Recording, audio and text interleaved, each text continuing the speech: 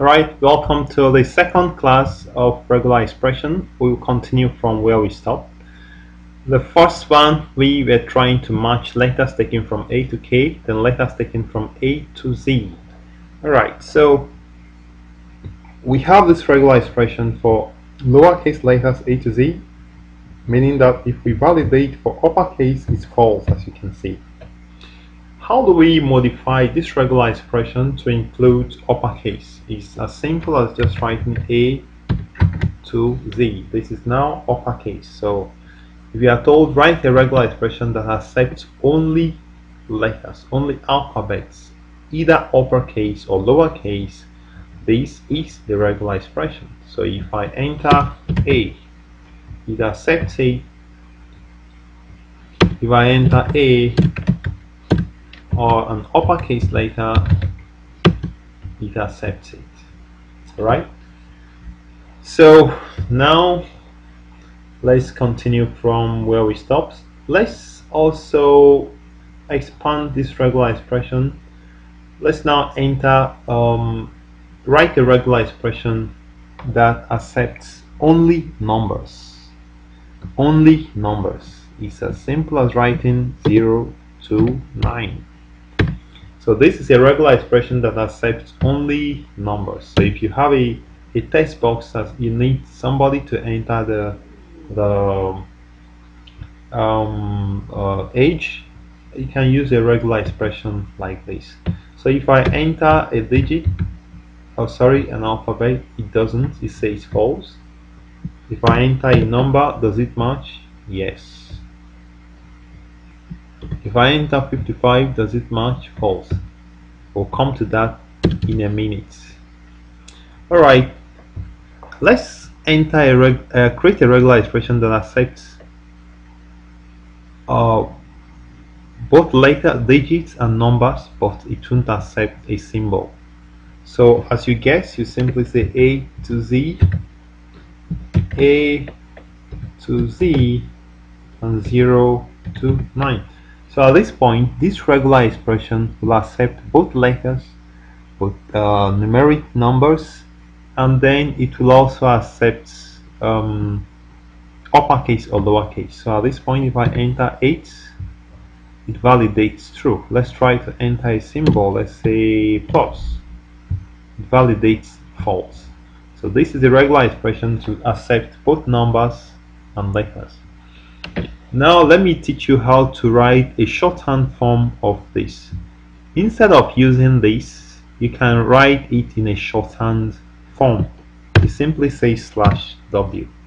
So in some textbooks you may see /w, or you may see it written in the expanded form. So at this point, if we validate for plus, it doesn't work. Let's try to validate for a number. It works. And let's try to validate for a lowercase. It works. And as same as for uppercase, it also works perfectly. So this is the same as writing the same we've written before, A to Z and A to Z. Either way is correct. Now you're seeing that if we enter 2 values, it validates false. How do we tell the system to take more than one value?